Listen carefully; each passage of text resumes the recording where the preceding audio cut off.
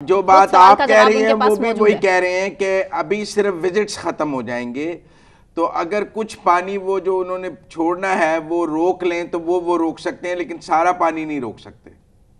हाँ, वो भी जो है मैंने गुजारिश की है कि सर्दियों में, लेकिन सर्दियों में उसकी इम्पोर्टेंस ये है कि हमारा जो है गंदम की सोइंग का सीजन होता है।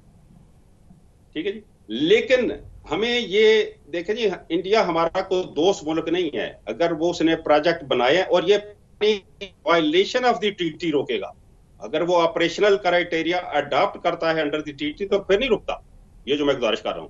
लेकिन अभी इन्होंने चूंकि ये धमकी दे दिया है, लेटर भी लिख लिया है, तो इसलिए हमें जो चनाब से ज्यादा रिलीजेज होंगी उनको जो है हमें कहीं सेव करना होगा। तो वो सेव हम कैसे कर सकते हैं कि हम मंगला से वो रिलीजेज रोकें, वो रिलीजेज यहां इस्तेमाल करें, और जब वहां से पानी की कुछ कमी होती है तो फिर हम मंगला से हम पानी यूटिलाइज करें।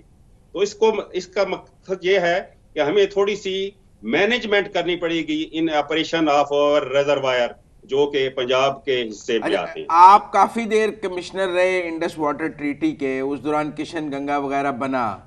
कहा जाता है कि पाकिस्तान ने काफी रियायत दी और उनको कुछ चीजें ऐसी बनाने दी जो वो इंडस वाटर ट्रीटी के तहत नहीं बना सकते थे, और हमने देर से शिकायत की, तब तक वो बन चुकी थी। इसमें सुरवर्दी साहब ये कहानी बड़ी लंबी है। फर्ज करें मैं अगर बगलियार की बात करता हूं, तो उन्होंने इस प्रोजेक्ट को 2000 में शुरू किया, और सन 2000 में ही मैंने इंडिया को नोटिफाई कर दिया कि हम न्यूट्रल एक्सपर्ट के पास जाएंगे। अगर इसके सामने अगर गवर्नमेंट्स की जो कुछ मसलहतें अगर आ जाएं कि जी हम रोड शो हो रहा है दुबई में पावर के लिए, तो हम अगर ये लिख देंगे तो इंडिया नाराज हो जाएगा, या उस वक्त के जो चीफ एग्जेक्टिव थे उनके पास कुछ ऐसे आदमी आ जाते थे कि नहीं जी ये तो जो मिनिस्ट्री वाटर एंड पावर या कमिश्नर हैं ये जो बात कर रहे हैं ये कोई ऐसी नहीं है, बगलियार से पाकिस्तान को कोई नुकसान नहीं होगा, तो फिर उनका ये कहना जी हमें अभी न्यूट्रल एक्सपर्ट के पास नहीं जाना चाहिए, हम देखते हैं। तो अगर इस तरह 2 साल गुजर जाएं तो जाहिर है इसका फर्क तो पड़ेगा। लेकिन सुरबर्दी साहब गुजारिश ये है कि इंडिया ने एक हमें डिजाइन दिया, हमने उस पर ऑब्जेक्शन रेज किए। अब दो बातें हैं, या तो हम बैठ जाएं, या हम हमारे पास जो मैकेनिज्म रेजोल्यूशन का है वो हम एग्जॉस्ट करें। हमने उसको किया, और उसमें जो डिसीजन आया वो ट्रीटी में लिखा है कि दोनों पर जो है ये मैंडेटरी है कि उसको एक्सेप्ट करें। 4 पॉइंट से 2 पॉइंट हमारे हिस्से में आए, 2 इंडिया को मिले। लेकिन आज तक बगलियार की वजह से पाकिस्तान में कमी नहीं आई, क्योंकि ये run of the river plant है, बिजली बनाता है। अब बिजली अपनी फोर गो करके वो पाकिस्तान को क्या वो समझेंगे कि हम 3 4 5 हजार का पानी जो है रोजाना का हम कम कर दें। 900 मेगावाट बिजली उनकी जाया होती है। तो ये रैशनल जो है ये सारे हमने देखे हैं, और इसमें कोई मैं नहीं समझता कि इसमें कोई उस तरह का डिले हुआ है। हाँ, अलबत्ता ये है कि हम अगर 2 साल पहले चले जाते, तो जब न्यूट्रल एक्सपर्ट के पास हम गए, उसने आकर इंस्पेक्शन की, तो प्रोजेक्ट जो उस वक्त वो चलना शुरू हो चुका था, यानी कि बुनियादें उसकी पड़ चुकी थी। तो वो एक इंप्रेशन तो देता है कि ये चीजें जो है ना थोड़ी सी इस तरह की होनी चाहिए थी कि एट द टाइम ऑफ जबकि इनिशियल उनकी कॉलोनी वगैरह बन रही थी उस वक्त हम इन चीजों को जो है टेक अप करते। लेकिन अनफॉर्चुनेटली क्योंकि इस न्यूट्रल एक्सपर्ट को अपॉइंट करने के लिए वर्ल्ड बैंक को जो सबूत दिए जाते हैं वो भी होने चाहिए हैं, वो भी एंडेवर मुकम्मल होनी चाहिए, वरना वर्ल्ड बैंक भी कह देता है कि जी आप जो है आपका केस अभी मेच्योर नहीं है। तो ये सारी जो अब कंस्ट्रेंट्स है ये ना जो इसको। सस्पेंशन का लेटर है, इस पर वर्ल्ड बैंक कुछ कर सकता है, या सस्पेंशन के लेटर पे वर्ल्ड बैंक कोई एक्शन नहीं ले सकता? सुरवर्दी साहब देखें जी, अगर सस्पेंशन का मकसद इसका मानी क्या है?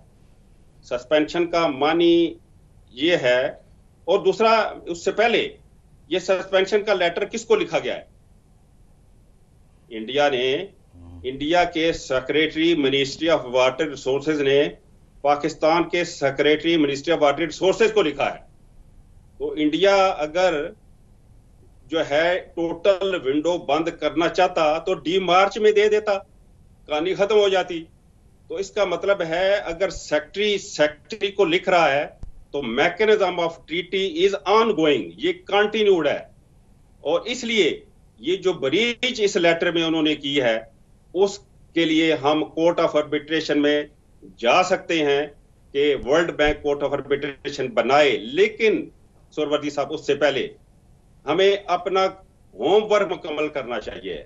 हमें वियना कन्वेंशन की जो आर्टिकल्स हैं उनको देखना चाहिए, हमें ट्रीटी की प्रोविजन को देखना चाहिए, और हमें जो लीगल लोग हैं उनके साथ इमीडिएटली बैठकर एक एग्जॉस्टिव प्लानिंग करनी चाहिए कि ये जो सूरत हाल है इसको हम किस तरह निपटें, कि ये ना हो कि कोर्ट ऑफ आर्बिट्रेशन में हम चले जाएं, वो उसको लेकर बैठ जाएं। जैसे पहले वो 2 केस जो है वो 7-8 से लेकर जो है वो कोर्ट ऑफ आर्बिट्रेशन जो बैठा हुआ है, इंडिया वहां पर कोऑपरेट नहीं कर रहा। तो अभी भी अगर इंडिया वहां कोऑपरेट नहीं करेगा तो फिर इसकी सूरत हाल क्या होगी? जी, तो इसका मतलब है जो हमने कहा है कि ये एक्ट ऑफ वॉर है, फिर आर्बिट्रेशन से बेहतर तो जंग का ऑप्शन है जो आसिम मुनीर साहब ने लिया है कि अगर वायलेशन होगी तो जंग करेंगे पानी पर, क्योंकि फिर आर्बिट्रेशन में तो हमें कुछ हासिल नहीं होगा, उसमें इंडिया टाइम डिले कर लेगा, हमारा नुकसान ज़्यादा हो जाएगा। फिर जंग ही वाहिद हल है, फिर तो ठीक रिस्पॉन्स दिया गया है। ये नहीं कहा गया कि हम कोर्ट ऑफ आर्बिट्रेशन में जाएंगे, ये नहीं कहा गया हम आलमी अदालत में जाएंगे, हमने तो कहा है फिर हम जंग करेंगे। उसमें मेरी गुजारिश सोरवर्दी साहब ये है कि ये तमाम एंडेवर जो हैं वो अपनी जगह हमें मुकम्मल करने चाहिए हैं। हमें ब्रेन स्टॉर्मिंग करनी चाहिए है, हमें कोर्ट में जाना चाहिए है, हमें ICJ को देखना चाहिए है, हमें USA, UK, चाइना, रशिया ओपनियनाइज करना चाहिए है। लेकिन जैसे हम अभी डिस्कस कर रहे थे कि पानी तो अभी चलता आ रहा है, पानी अभी चलता आएगा। अगर हम समझते हैं कि ये सस्पेंशन कई साल जारी रहती है और पानी कम होना शुरू हो जाता है, वहां पास ऐसे प्रोजेक्ट्स बनने शुरू हो जाते हैं जिसकी मैं समझता हूं कि पाकिस्तान पर इफेक्ट होंगे, तो फिर जाहिर है फिर जंग होगी, क्योंकि पानी तो वापस लेना है। अभी भारत ने हमारा कोई पानी गस्ब किया हुआ है? जो इंडस वाटर ट्रीटी के तहत हमारा कुछ पानी भारत ने रोका हुआ है या वो ज्यादा इस्तेमाल कर रहा है? नहीं, महल ऐसी देखें जी, ऐसी कोई अभी उसके पास जो है वो मैं सकता हूँ कैपेसिटी नहीं है कि वो चिनाब का पानी दरिया से बाहर निकाल ले, झेलम का पानी कहीं ले जाए, ये इंडस का ले जाए। ये पानी दरिया ही में है। अगर मौसम की वजह से कम पानी जनरेट होगा तो कम पानी आएगा, वरना अगर आप डाटा देख लें 1927 से लेकर अभी तक जो वापडा बना रहा है, even after the construction of Kishan Ganga और बगलियार, उस पानी पर कोई फर्क नहीं आया एक्सेप्ट कि जो मौसम की वजह से पानी कम हुआ है। तो इसलिए फॉर द टाइम बीइंग या आज हम जो बैठे हुए हैं वो पानी उतना ही आएगा जितना पानी ऊपर जनरेट हो रहा है आफ्टर प्रोडक्शन ऑफ पावर, या जो उन्होंने प्लांट लगाए हुए हैं वहां से बिजली बनाते हुए। जी ठीक है, बहुत शुक्रिया शाह साहब, थैंक यू सो मच। लेकिन मुज़म्मिल साहब, आपको नहीं लगता कि मजीद जो भारत अभी डैम बना रहा है उन डैम्स के बनाने में क्या हो सकता है? 10 साल 15 साल, मतलब ये डैम एक दिन में नहीं बन जाता। अभी उन्होंने कोई ऐसा डैम नहीं शुरू किया हुआ जो पाकिस्तान के पानी पर हो, लेकिन बना चुका है ऑलरेडी। नहीं, ऐसा कोई डैम नहीं उन्होंने बनाया। उन्होंने रन ऑफ द रिवर पे बिजली के वो मंसूबे बनाए हैं जो बिजली बनाते हैं। उन्होंने डैम नहीं बनाया पाकिस्तान के पानी पर, वही बात जमात अली शाह साहब कह रहे थे। और अगर वो ऐसा कोई डैम बनाए जो पाकिस्तान के पानी के हवाले से हो तो उन्हें टाइम लगेगा। इसलिए ये कोई नलका नहीं है जो सुबह वो बंद कर देंगे।